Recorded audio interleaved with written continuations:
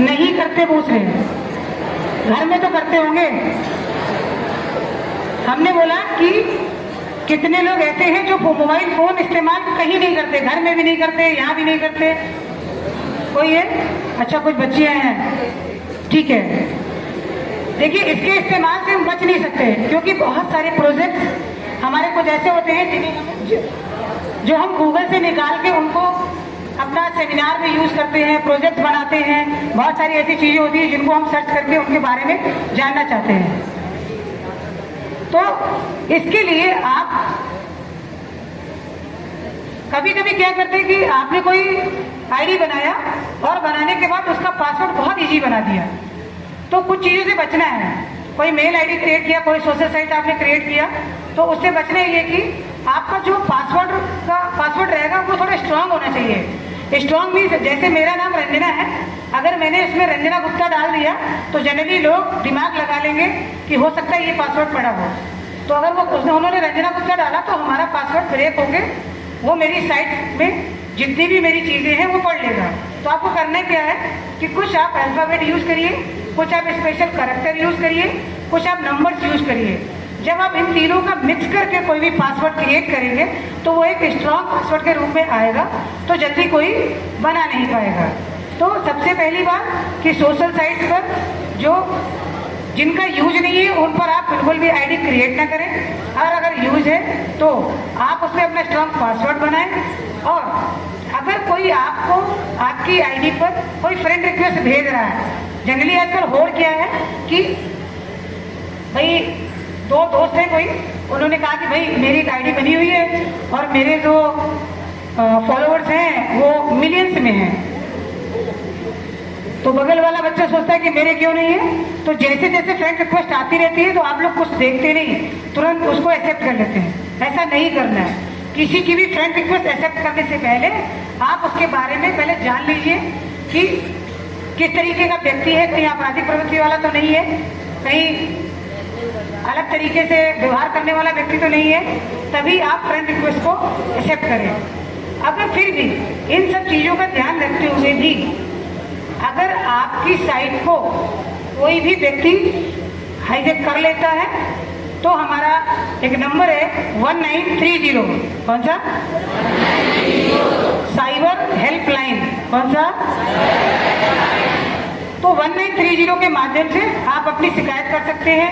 लड़कियां एक और नंबर है, बताऊंगी कि उस पर भी वो बात कर सकती हैं।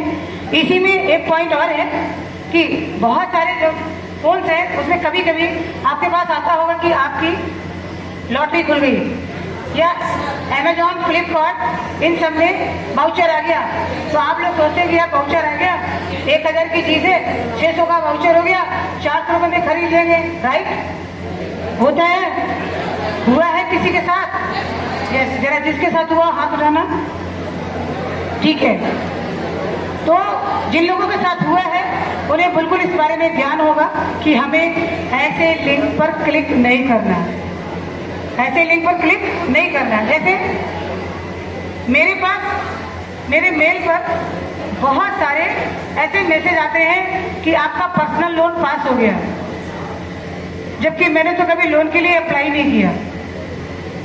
तो मेरा पर्सनल लोन पास हो गया, अगर हमने इसको क्लिक करेंगे तो हमारा सारा डेटा उनके पास चला जाएगा और आपको पता नहीं चलेगा कि आपका अकाउंट कब खाली हो गया। फिर भी अगर ऐसी स्थिति आ जाती है तो आप इस बारे में, जैसे भी हम बता रहे थे इससे पहले हेल्पलाइन नंबर के बारे में, कि आप अपने टीचर्स को बताएंगे, अपने पेरेंट्स को बताएंगे या हमारी एंटी रॉबरी स्क्वाड को बताएंगे। लेकिन अगर साइबर फ्रॉड होता है तो उसमें आपको किसी को बताने की जरूरत बाद में है, क्योंकि देर हो जाएगी। अगर देर हो गई मीन्स आधे घंटे के अंदर अगर आपने 1930 डायल कर दिया तो उसमें आपको फायदा क्या है? अगर 1930 डायल कर दिया तो फायदा ये होगा, 1930 जिस अकाउंट में आपका पैसा फ्रॉड होकर चला गया उसने निकाल कर अपने अकाउंट में डाल लिया, तो मेरा 1930 जो हेल्पलाइन है वो उस अकाउंट को तुरंत सीज कर देगी, यानी कि इस पर होल्ड लगा देगी। जिसका अकाउंट होगा वो पैसे नहीं निकाल पाएगा यदि आपने बिना देरी किए हुए अगर इसमें कर दिया। अब अगर देरी करेंगे तो होगा क्या? अगर आधे घंटे तक आपने लगा दिया तो क्या करेगा, वो तुरंत एटीएम से पैसे विड्रॉ कर लेगा, या किसी फोन पे से विड्रॉ कर लेगा, किसी भी यूपीआई से विड्रॉ कर लेगा। तो इस केस में हमें 1930 तत्काल डायल करके अपनी डिटेल्स को उन्हें देना है। इस तरीके से एक लिंक को ओपन किया था और ऐसे ऐसे करके हमारे अकाउंट से पैसे चले गए। तो ये बात थी हमारी 1930 की। अब बात आती है, बच्चे हमारे मोबाइल रखते हैं, उनके पास भी कभी कभी ऐसे अनवांटेड कॉल्स अर्थात अनचाही कॉल्स, यानी कि जिन्हें मैं नहीं जानती, लेकिन फिर भी वो हमको बात करते हैं, अननोन कॉल्स जिन्हें हम नहीं जानते, वो कॉल करते हैं, बोलते हैं अरे आप पिंकी बोल रही है क्या, मतलब ऐसे ही झूठा ही। हो सकता है कि 100 कॉल में से कोई एक पिंकी निकल आए, कोई एक रंजना निकल आए, तो क्या होगा, अगर सेम नाम हो गया, बोले हाँ हाँ बोल रहे हैं, तो फिर वो अपनी जो अनर्गल टॉकिंग है वो शुरू करेगा और किसी न किसी तरीके से आपको फंसाने का प्रयत्न करेगा। ऐसी स्थिति में आपको बिल्कुल भी टेंशन लेने की जरूरत नहीं है। हमारी एक हेल्पलाइन नंबर है, कोई बताएगा गर्ल्स में अनवांटेड कॉल्स को ब्लॉक करने के लिए, कोई बताएगा, ये गर्ल्स हैंड रेज करें अगर किसी को पता है। पता सबको है लेकिन याद नहीं आ रहा, इसीलिए तो बार बार हम लोग आपके यहाँ आते हैं कि आपको ये हेल्पलाइन नंबर याद रहे। 1090 कितने लोगों को पता था?